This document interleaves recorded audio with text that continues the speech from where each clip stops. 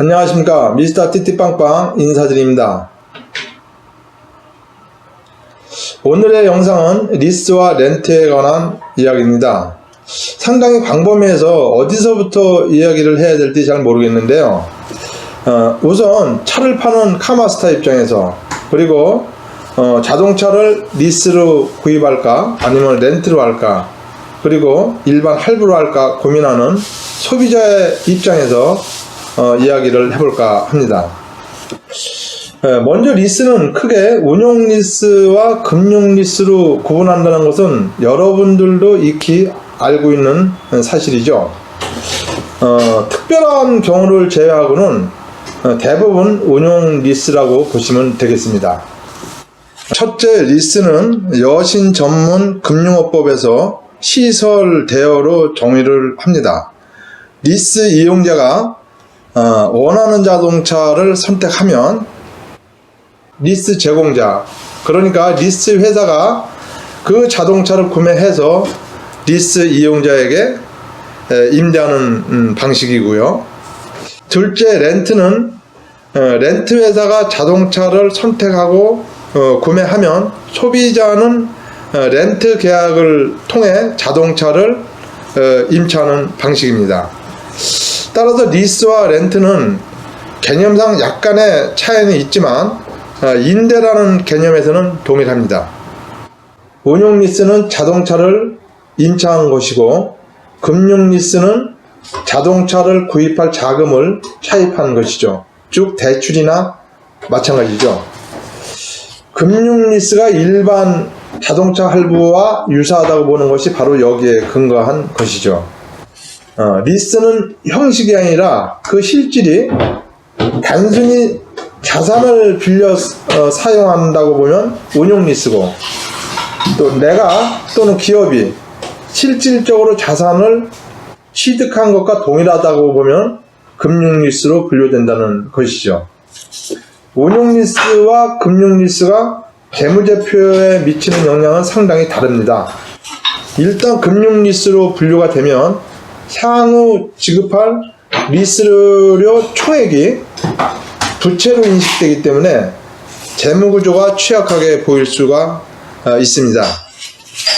운용 리스는 중도 해지, 승계는 물론 리스 기간 종료 후 반납, 인수, 재리스 등이 가능하지만 금융 리스는 인수가 원칙입니다.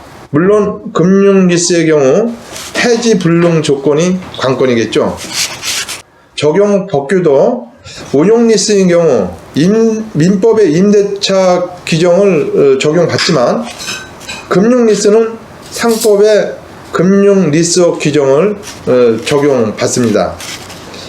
금융 리스와 운용 리스의 구분의 가장 중요한 단서는 자산, 그러니까 자동차를 소유함으로써 일어날 수 있는 유형과 보상, 그 효익, 이것이 누구에게 가느냐인 것입니다.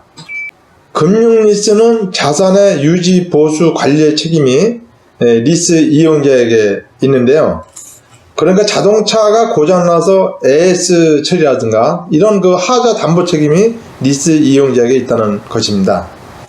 또한 자산 소유에 따른 유형과 보상, 또 효익이 그 리스 이용자에게 귀속이 됩니다.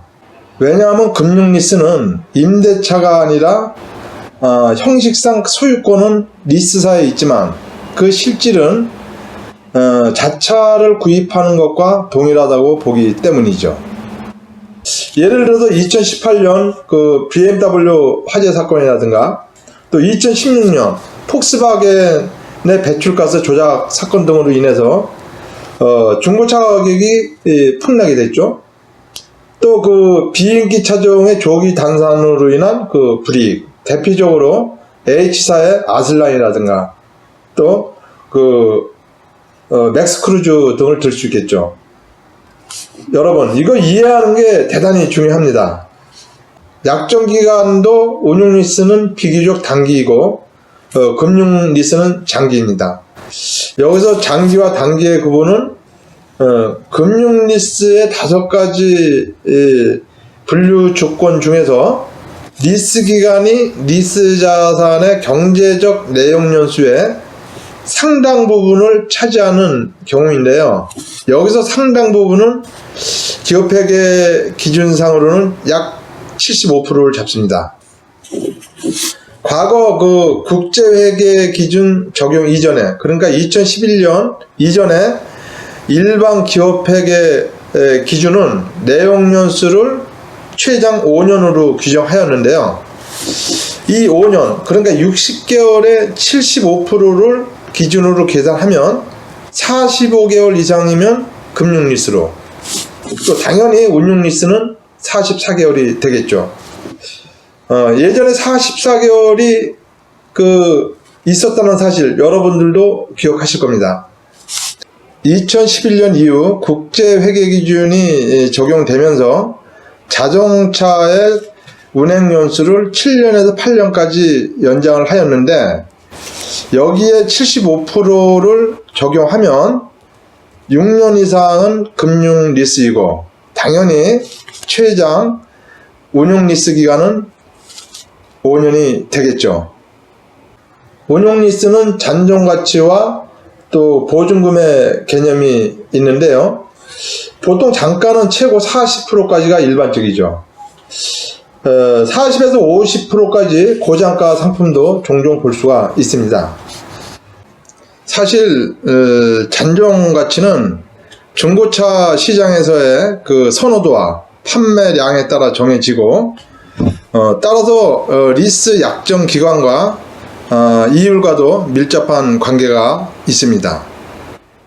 잔가가 높을수록 월 리스료는 낮아질 것이고, 또 잔가에 대한 리스크, 그러니까 리스 기간 만기 후에 중고차 시장 가격의 하락 등을 말하겠죠. 이러한 위험 부담도 리스사가 부담하게 된다는 것이죠. 따라서 고잔가의 경우 리스 약정 기간이 3년 이하로 제약을 받을 수가 있습니다. 그래서 이제 자동차를 리스로 구입할 경우 잔가율과 보증금과의 관계, 또 월 리스료와 법인소득세 또는 개인 종합소득세와의 관계를 잘 따져봐야 되겠죠. 반면 금융리스의 경우 선수금은 일반 할부와 동일한 개념이죠. 인수가 원칙이기 때문에 잔가는 당연히 없죠. 그럼 금융리스와 일반 할부의 차이는 무엇일까요? 구별의 실익은 없지만 그래도 생각해 볼 필요는 있는 것 같습니다. 일반 할부의 경우 현금과 버금가는 인도금 납부도 가능하지만, 금융리스의 경우 높은 손주율은 큰 의미가 없겠죠. 금융리스는 재무상태표상, 그러니까 과거의 대차 대조표상 금융리스 자산과 리스 부채로 표시가 되지만, 일반 할부인 경우 차량 운반고와 미지급금으로 기장이 됩니다. 자동차를 금융리스로 하는 경우는 거의 드물죠. 일반 할부에 비해 금융리스 이자율이 높고 만기 시에 이전 절차에 번거로움도 있고 추가 비용도 발생이 됩니다.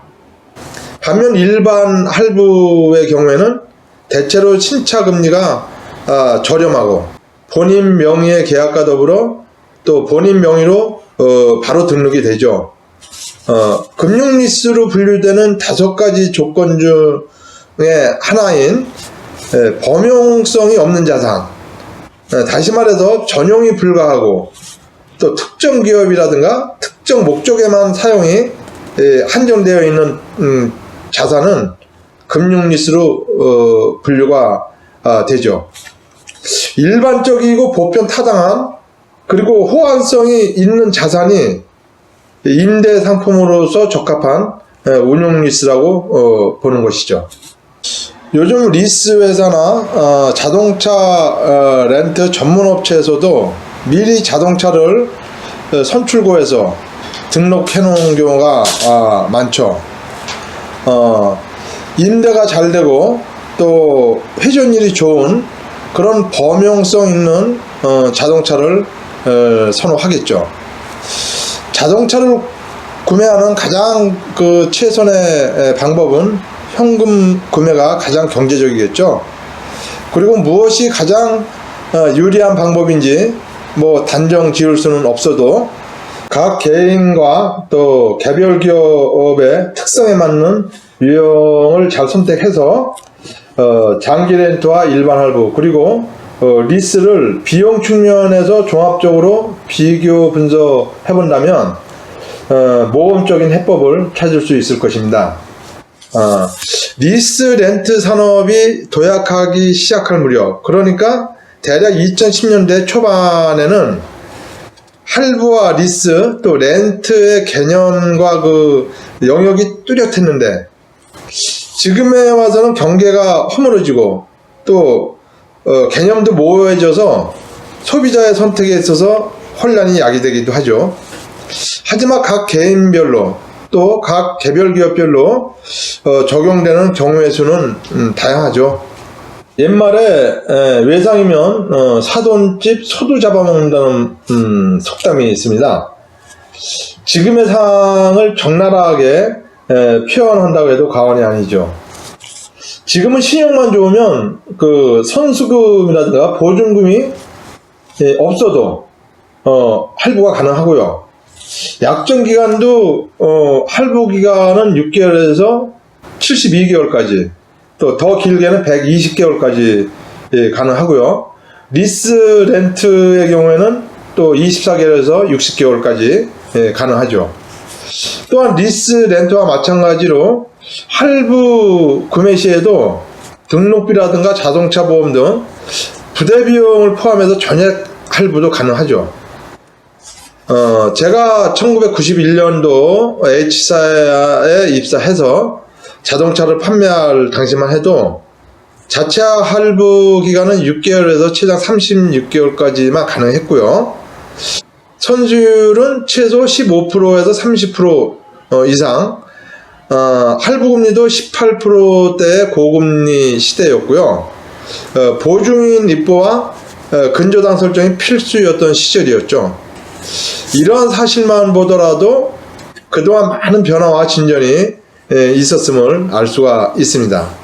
먼저 그 순수 개인인 경우 리스로 구매할 실익이 전혀 없겠죠. 장애우인 경우도 할부 구매가 유리하겠죠. 요즘 자동차 보험료가 상당히 많이 올랐죠. 특별히 빈번한 사고 처리로 보험료가 많이 나올 경우 렌트카를 고려해 볼 수도 있겠습니다. 국민임대주택의 입주를 앞두고 있다면 자동차 취득원가, 그러니까 부가세를 제외한 과표가 되겠죠. 2,464만원 이하로 구입이 가능한데 이를 초과한 경우 또한 렌트카가 유리하겠죠. 특히 렌트 할부인 경우 DSR, 채무 상환 비율에 저촉을 받지 않죠. 다시 말해 현재 가치로 할인한 총 렌트료가 부채로 계산되지 않는다는 거죠. 당연히 개인이나 기업 입장에서 보면 재무 상태라든가 신용 평가 면에서 유리하다고 볼 수 있죠. 법인기업 영업부서의 업무용 차량도 정비 포함 및 약정거리 4년이나 아니면 무제한인 렌트카가 유리할 수도 있겠습니다. 여기서 잠시 과거로 돌아가서 이야기를 한번 해볼까요? 1980년대 중반 3저 현상 이후부터 90년대 중반 IMF 이전까지 한국 경제는 큰 호황을 누리던 시절이었죠. 이 기간 동안 왕성한 민간 투자가 이루어졌는데요. 바로 운용리스가 설비 투자의 대표적인 물적 금융 수단으로 이용되었던 거죠. 그러다 보니까 이제 과열 현상도 일어나고 또 금융의 부실화도 심화되고 또 기업 회계 차원에서 투명성이라든가 또 합리성의 결여 등 잘못된 관행을 바로잡기에 이르렀죠. 종금사를 퇴출시키고 또 리스사의 구조 조정을 통해서 1998년 여신 전문 금융업법을 제정하게 이르렀고, 급기야는 2005년 회계 처리 기준 일부가 변경되었는데, 그것이 바로 리스 총액이 취득원가의 90% 이상 회수 조건인 경우와 범용성이 없는 자산의 경우 금융 리스로 분류하자는 규정이었죠. 다시 말해 그 임대가 아니라 자기 설비를 구입한 것으로 보는 것이죠. 금융 리스는 개정 과목상 사용권 자산과 리스 부채를 재무제표에 인식하는 것이 핵심인데요. 이렇게 되면 기업의 부채 비율이 상승하게 되고 기업 신용 평가와 재무 상태 건전성에 부정적인 영향을 미치게 되는 것이죠. 따라서 IMF 이후 기업 설비 투자는 급격히 감소하게 되었고요.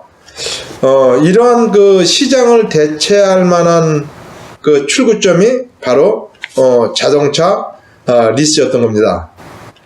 자료에 의하면 2007년 6월 현재 리스 회사 40여 개 중에서 과반에 달하는 수가 자동차 리스를 담당할 정도였죠. 2010년 초반에 와서 리스 산업이 수직 상승하게 되었고, 이와 병행해서 자동차 렌트 산업도 88 올림픽과 또 해외여행 자율화를 계기로 어째 눈을 뜨기 시작했고요. 또 그렇지만 또 헛자 번호판에 대한 반감이 있었고, 내 차 내 소유라는 인식이 강했던 때라 크게 성장하지 못하고 있다가 IMF 종료를 시점으로 크게 성행을 하게 되었죠. 물론 자동차에 대한 인식의 변화도 소유에서 임대로, 또 소유에서 이용으로라는 그 시대적 흐름도 있었고요.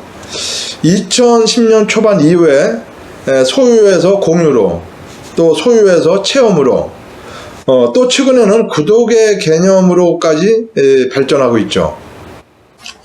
자, 여러분, 1편에서는 여기까지 하고요. 2편에서 나머지 이야기를 계속 해보도록 하겠습니다. 시청해 주셔서 감사드리고 또 2편에서 뵙겠습니다. 감사합니다.